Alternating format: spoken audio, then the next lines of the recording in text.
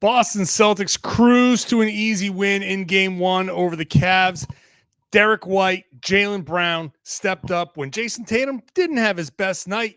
And the Cavs might be in a little bit of trouble here. I'm going to talk about it right now on a Locked On Celtics podcast. Thanks to Blockbuster brand, it's holiday season. Drop Drew in the mix, and 3 from KP. No, we not on the Knicks. Flushing competition like Al on Giannis. Juice and Big Juice, still Beantown's finest. Banner 18 going up in the rafters. Watch the C's game in Locked On after. Karalis on the breakdown. Clutch like a tip from D. White on the breakdown. John on the mic documenting domination. Matter pen a back bay, it's all C's nation. Rain and J's, how we started raising business. How we finish. Locked On Celtics pod, home of the winners. Peace. Hey there, welcome back to the Locked On Celtics podcast, right here on the Locked On Podcast Network, where it's your team every day, and I got you covered every single day, Monday through Friday, with a free, fresh podcast that drops directly to your device.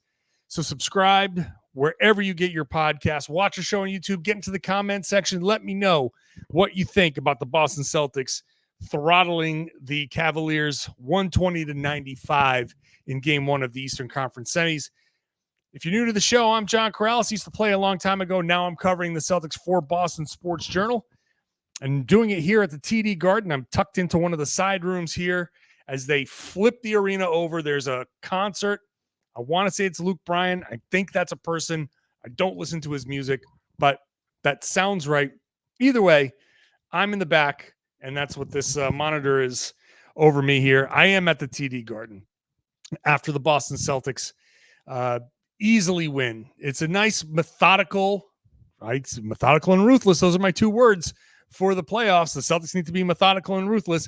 This was methodical, that's for sure, where they won the first quarter by 6. They won the second quarter by 4. They won the third quarter by 5, and then the fourth quarter by 10. That all adds up to 25 points as the margin of victory. Today's show is brought to you by FanDuel. Make every moment more right now. New customers get $150 in bonus bets with any winning $5 bet. That's $150 with any winning $5 bet. Visit FanDuel.com/locked-on to get started. Let's just start with this. Never in doubt, right? The Celtics never were really in danger of losing this game. They came out strong. It was a 10-2 run. And look, the Cavs did a good job. They answered. And in the first half, they just kept hanging around. If there was any fear that I had in this game, it's that the Celtics were a little too comfortable. Let me set the scene here at the Garden. 6:30, about a half an hour before the game started, the building was empty. Now it's 6:30. It's a Tuesday night. It was not, it's not typically when fans get to the arena. It's a half hour earlier. So people are, getting out of work. It's different. It's difficult, right? So there's not a big amount of pregame buzz. So at 6:30, I go and grab some dinner. So I'm in the back and we're all talking about like, man, nobody's here. This is going to be interesting. By the time we come back out a few minutes before tip-off, the place has filled up. But there's no buzz, right? There's no surrounding buzz. I think at a 7:30 game, that crowd would have still shown up a few minutes before 7, and there would have been a little bit of a buildup there. But it felt very regular season-ish. And even the officiating felt very regular season-ish. There wasn't, I was joking that in the playoffs so far, it's almost like a Tom and Jerry cartoon, like just out of nowhere, just pull an anvil out of your back and just smash somebody over the head. And they're like, marginal contact. And they let everything go.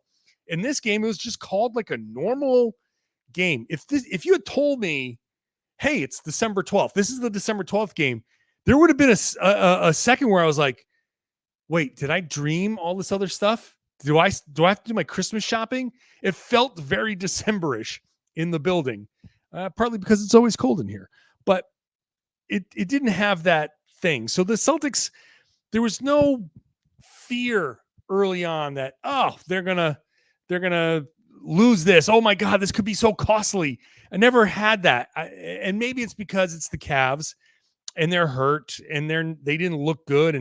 everybody's talking about how easy this series is going to be, and it just never felt like it was going to be in doubt. So when the Cavs came back, it's like, okay, Isaac Okoro hits a couple of shots, and you're like, that's never going to happen again. He started off 3 of 5. He finished 3 of 8. He missed a couple in the second half and just stopped shooting. He might not hit 3 for the rest of the series, but he hit 3 in the first half, and you're like, okay, there's a little bit of this weirdness. Okoro's getting a couple of shots. Donovan Mitchell's doing Donovan Mitchell things. If Karis LeVert or Darius Garland or Evan Mobley or Max Strus, if any one of those guys can pitch in at any point, maybe there's a point in the third quarter, the fourth quarter, where the Celtics might feel a little too comfortable and the Cavs can come and sneak in and steal something here. But aside from that, like little bit of a, I'm not entirely comfortable with this lead has been 12, 14, 16, right at that number where it's like the hockey 3-1 lead, the most dangerous lead in the sport. 13, 14, 15-point lead in the third quarter. It feels comfortable, and I wasn't worried, but you're like, oh, man, they hit a couple of threes. Mitchell starts Mitchelling, and you never know what can happen. All of a sudden, this becomes a 6-point game, and you wonder if Boston, having been so comfortable the whole game, I was wondering when Donovan Mitchell hits a 3-pointer right at the end of the third quarter, I'm like, 12-point game.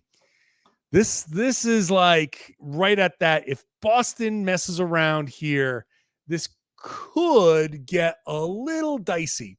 But then Peyton Pritchard hits a 3-pointer, buzzer beater, which was amazing. The building wakes up, and Celtics go on a 10-2 run. The Cavs sit Donovan Mitchell to start the fourth quarter to give him some rest, and Boston pounces. Boom, 10-2 run, 13-2 run when you count the Peyton Pritchard thing.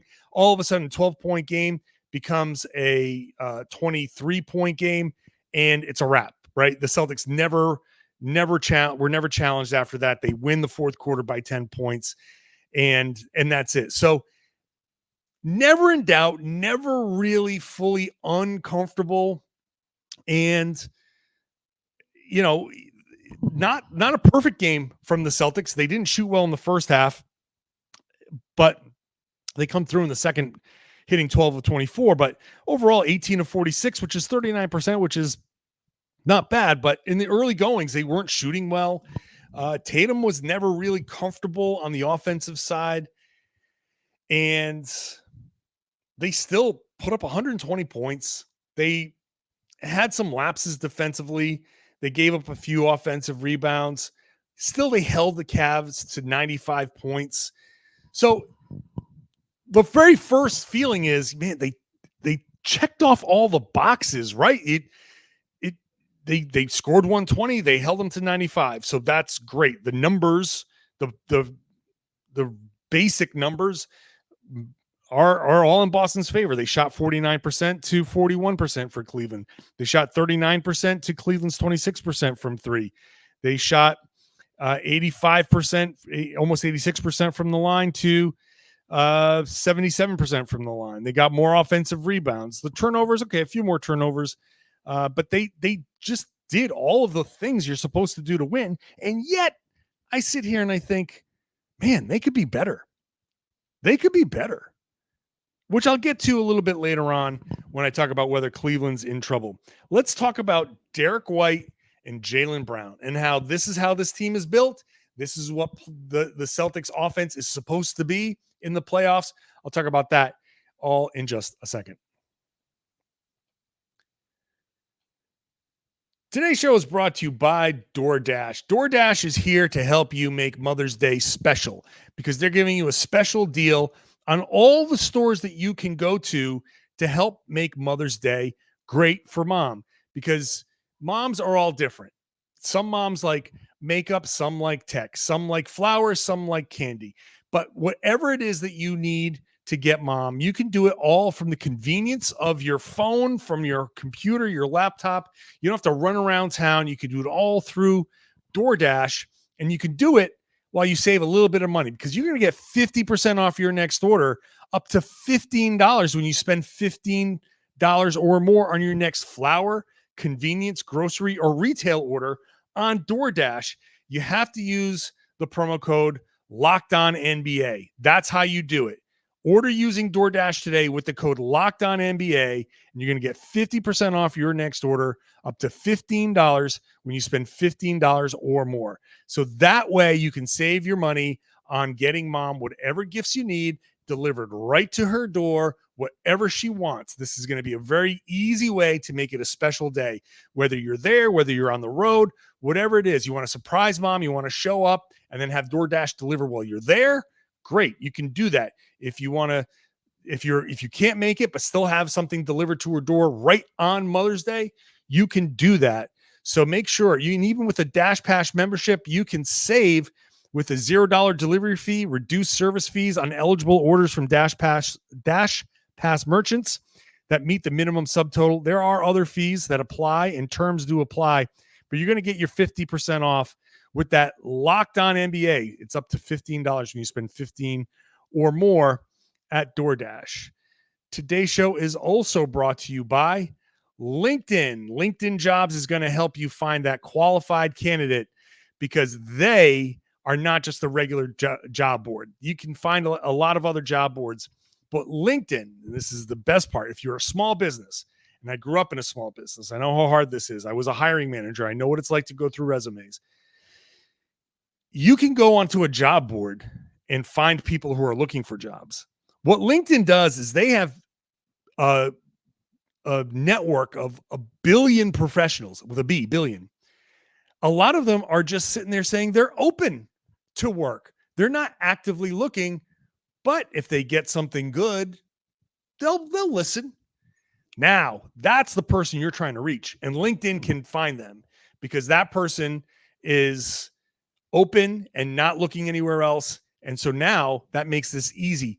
86% of small businesses get a qualified candidate within 24 hours. So you can use LinkedIn Jobs to help speed this process up, find the people you're looking for.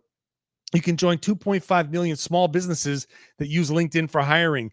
Post your job for free at linkedin.com/LockedOnNBA. That's linkedin.com/LockedOnNBA to post your job for free.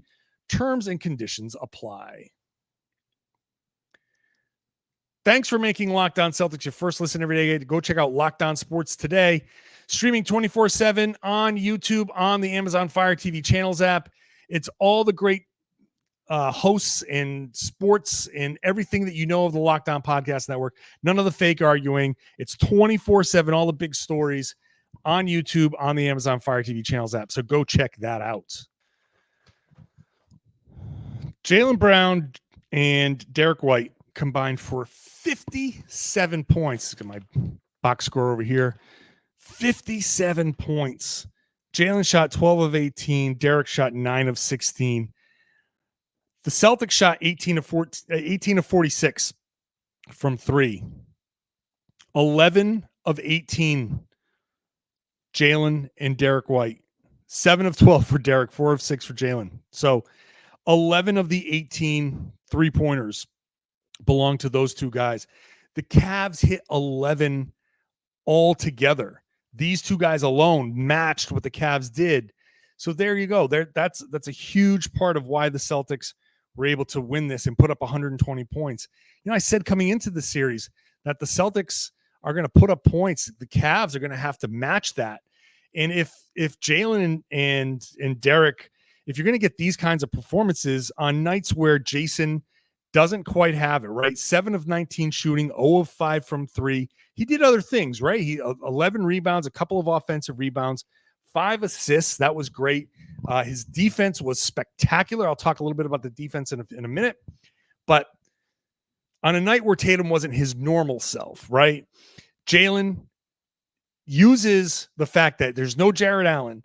So now you have Evan Mobley worried about either Al Horford, in the corner, or cross-matched somehow against somebody else out in the perimeter, Jayson Tatum. Mobley is worried about guys on the perimeter. He's not worried. He can't help off of those guys because every single one of those guys can score. So Jaylen, who wants to get downhill, is free to attack the rim.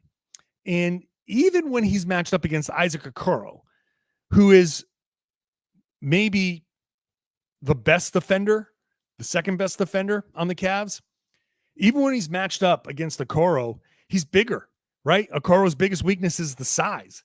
And Jaylen just used his strength and his size to go and shoot over the top of him, get him down into the post. And he didn't worry about where Evan Mobley was because Mobley was never really around to challenge the shot. He's worried about guys on the perimeter. So without Jared Allen, Jaylen's like, I know I can attack. I can go for it. And he attacked. He hit his first 5 shots. He got to the line a couple of times, was 4-4 from the line, all in the first quarter. Started out with 15 points in the first quarter, really sets the tone. And that's because the Cavs are just not equipped to handle the Celtics.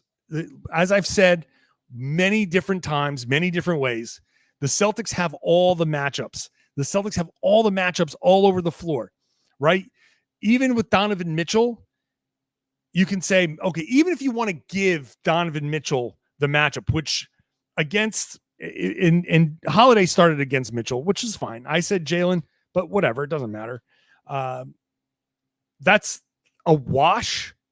So if you want to say that's not a matchup win because what they can do defensively or whatever, you want to say that Mitchell wins that matchup, fine, whatever. All the other matchups belong to Boston. And that's what happened with Jaylen going and attacking and just burying the Cavs early. And then Derrick White, especially in the third quarter, that guy's processing power, the way he reads the game is just out of this world, right? He's pick and rolls, you go under, he immediately is like, oh, there you go, boom, I'm shooting this shot. And he hits, when he's hitting his 3-pointers, forget it. He's an all-star level player, dropping 25 points on 9 of 16 shooting. Also tied with Tatum for the team high, 5 assists and no turnovers. The Celtics only turned it over 6 times. There were 9 team turnovers. So there was, offensive fouls and stuff like that, but six turnovers within the flow of the game. And 3 of them belonged to Peyton Pritchard. So a very clean game overall by the Celtics. White and Brown. This is what the Celtics offense is supposed to be. And I know regular season, we wanted that 30, 40 assist type of beautiful basketball, that Spurs level basketball. But in the playoffs, it's not going to be pretty, right? It's going to be an ugly kind of defensive, physical slog. And you don't know where the offense is going to come from sometimes. This team, when Brad Stevens built it for the playoffs. So it didn't have to be Tatum and Brown the whole time. And no Porzingis in this game. He's part of the mix where in Miami, he was part of the mix against Bam Adebayo and part of the mix of destroying that zone or making it so that it was impossible to play the zone. Derrick White playing at an all-star level. Holiday, who, actually 6 of 14 isn't bad. 2 of 7 from 3 isn't the worst. You hit one more, and that's a really good percentage. So not a bad game from Jrue Holiday at all. But you can get these performances from any of these guys. Holiday, White, Horford has had big nights where he's hitting a bunch of shots. If you want to key on Jayson Tatum and take him out of it, Tatum will do other things. He'll set the picks. He'll do other things.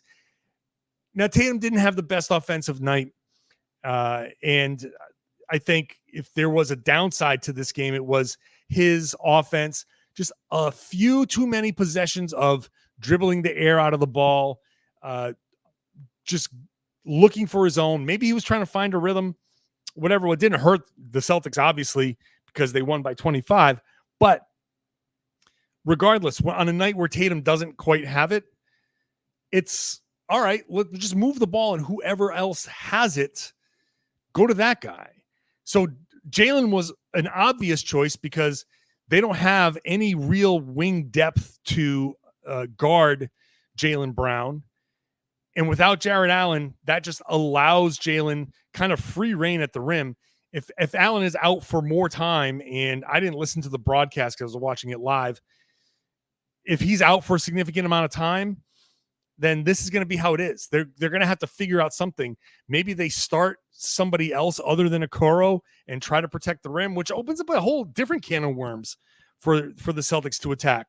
But however the other team is defending, then the Celtics say, okay, oh, you're defending that way? Well, this guy's going to get the shots. And whoever that guy is really damn good because it's going to be Holiday, White, or Horford, or one of Tatum or Brown.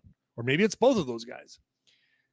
So this Celtics offense is built to put up points, and they put up the points. The defense makes me think Cleveland is in a whole lot of trouble. I don't know how. I said this in both of the preview podcasts, and I'm struggling to figure it out now. How the hell do they put up points to hang with what Boston can do? I'll take a look at that in just a second. First, I got to talk about Monopoly Go, and you're going to say, whoa, that's a technical foul on you, John. You've been talking about Monopoly Go, but there's too much good stuff to talk about when it comes to this game, this very addictive game that people have tweeted me and said, John, you should have told us how addictive this game is. You can team up with your friends in Monopoly Go for time tournaments where you work together to build up each other's boards. You can also win together. And the more awesome prizes you get together, you can unlock those. And there's so much like unique stickers that you can trade and complete albums for big prizes. There are cool pieces, playing pieces to travel the boards with, and hilarious emojis so you can taunt your friends when you smash their buildings and heist their vaults. Who doesn't like smashing and heisting?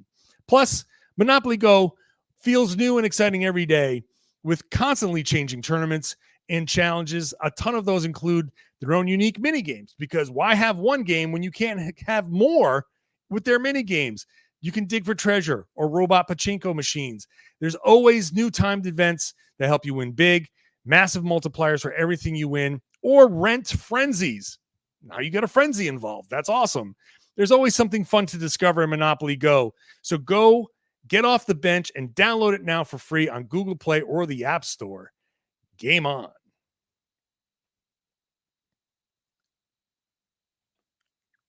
Thanks for making Locked On Celtics your first listen every day. Go check out Locked On NBA. Locked On NBA regular hosts, rotating hosts all week long. I didn't get to host my regular Wednesday spot with Jake Madison because I'm here covering the Celtics, but they've got you covered there. Make sure you're subscribed wherever you get your podcasts. Watch the show on YouTube. All right. The defense was really good. Jayson Tatum was really good. 3 block shots. I thought he was great.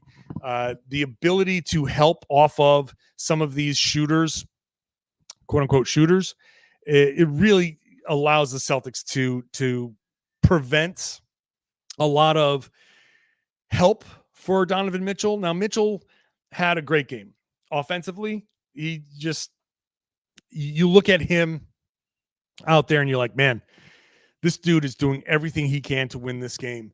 And I don't know, I don't want to go down too far down where's he going to go next road, but this could be as much as an audition as it is just him trying to win. Like he's competitive and he wants to win.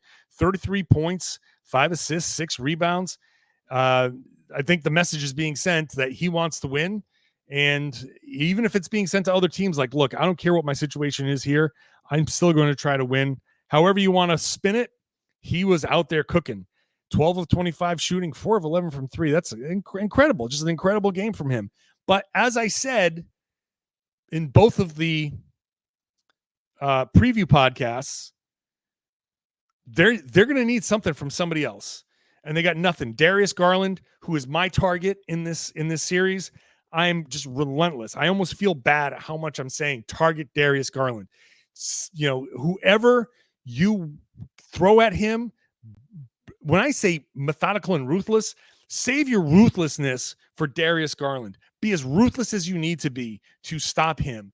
Just no matter how many shots he misses, keep pushing. Even in the fourth quarter, when they took Donovan Mitchell out with 4 and change to go, I was like, do not let Darius Garland get comfortable. This is as important a stretch in this game as anything. Even though the Celtics were up by 20, 25 at that point, to me, I was like, please, somebody, make sure you're still defending Garland. Do not let him hit 2 or 3 shots. Do not let him get comfortable. Do not let him get any confidence that can carry over into game 2. That's what we saw at the end of the Miami game, for game 1 in Miami, where the Celtics let up a little bit in the end of the fourth quarter. And we said, oh, there goes Caleb Martin hit a couple of shots, or Tyler Hero hit a couple of shots. I didn't want to see that in here. And we didn't. Like that. Thankfully, we didn't. So I don't think there's fourth quarter carryover. I don't think there's anybody who got comfortable in the fourth quarter that now when game 2 rolls around, you say, oh, here's a guy that saw a couple fall, and now he might be ready to have a 5 of 6 shooting night. So the defense was really good, and now I don't know where Cleveland goes, because if the defense stays the same, if you play this game like this over and over and over again, 25 might be the closest margin. Garland was not great. Okoro, like I said, hit 3 3-pointers in the first half, and then he just kind of disappeared shooting wise in the second. He missed a couple of bad ones. The second one he missed was way off, and I don't think he took another one after that. I think once those 2 missed, he was done shooting. Max Strus. If I'm worried about anybody, it's Max Strus coming into game 2 and finding a rhythm, because he's probably seething at the fact that he was 1 of 5 from 3. The Celtics have to make sure in game 2 that they're just doing a better job on the perimeter and making sure they're contesting, even guys that they want to let shoot, contest those. I don't know where the Cavs go. I really don't, because I think the Celtics are fully capable of putting up 120 points again. I don't think the Celtics played their best offensive game. I think they got a great attack from Jaylen. They got, outlier shooting for sure from Derrick White. 7 of 12 is just not sustainable. But I think the Celtics are capable of putting up that 120. It's not going to be difficult for them to do that. You still have Holiday. Tatum's going to put up more than 18. So how do the Cavs compete? And I don't know how they compete. Hey, shout out to Luke Cornett. Luke Cornett was awesome in this game. I'm a little embarrassed that it took me 28 minutes to get to that point, but I'm just going down the box score. Luke Cornett was awesome in this game. He was a plus 12, and I think he should have been probably more. A couple of block shots for him. He comes in. Remember when Nehemiah Queta,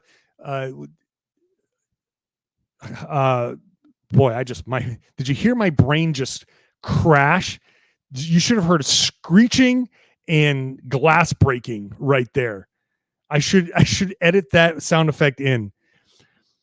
When Luke Cornett got hurt earlier this season, Nehemiah Queta had that great stretch when a lot of people were like, oh, wow. Oh, he can replace Cornett, because Cornett hasn't been anything great. And now this Luke Cornett is a much better version of what that Luke Cornett was. He played great. I mean, I don't want to say game changing. I don't want to go that far, but he was fantastic defending, 6 offensive rebounds, one of which was followed by barking on the floor. Like, that's, shout out to OKC with their barking. Players just barking on the floor now after they do good things. Cornett, that was really funny. Couple of assists, great pass. I think it was to Jaylen maybe on the short roll. He just comes in and plays 21 minutes. How huge is it to get Cornett playing 21 minutes and playing it as well as he did? I don't know when Kristaps Porzingis is going to be back, but whenever he's back, like that, he can take all the time you need. If this is how Luke Cornett's going to play in this series, If this is how you get 20 plus minutes of this, then the Celtics are totally fine. Totally fine. Peyton Pritchard, tough shooting start to the game. He ended up 4 of 10, so that's fine. 40% shooting. We started out 1 of 6. So what's that? 3 of 4, 3 of his next 4. So that's good. It's funny how a 1 of 6 shooting game all of a sudden turns into 40% shooting night. You shoot enough shots, you can get a couple to fall in a row. But this is my whole point. The Celtics in the first quarter, you get 1 of 6 shooting from Peyton Pritchard. You get 3 of 5 or 3 of 6 from Okoro. Give me those shots all over again. I will take those exact same shots because Okoro's not going to hit 3 of them and Pritchard's not going to miss 5 of them. That 10-point lead could have been 20 at the half, and this could have been a much different game. Who knows? Maybe the Celtics relax in the fourth quarter if they were up by that much, and it would have been like game 1 of Miami all over again. You never know how things are going to go. But Cornette was great. Pritchard ended up being great. We got a few minutes of Tillman. I got to rewatch the film on that. That was kind of up and down. This is an opportunity for him to play, but I think he needs to just be better. It's a tough stretch for Tillman, but there will be minutes for him. But overall, just a great game 1. Great game 1 for the Celtics.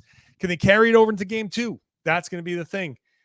Don't pull the same thing that you did against Miami. Win this game 2. Go to Cleveland with a chance to sweep. Maybe it's a gentleman's sweep. You come back and you close it out at home. Whatever it is, finish this thing off early. The Cavs do not look good. They looked just as bad as they did as they were in the first round. The Celtics look really good, and game 1s are notorious for false positives, but I feel pretty good about this one. I think the Celtics are in a pretty good spot. We'll be back tomorrow. Celtics do practice on Wednesday, so we'll get a little practice update. We'll get maybe another Porzingis update, and we'll get a rewatch of this game and a look ahead to game 2. That's all going to be on tomorrow's show. So make sure you're subscribed wherever you get your podcasts.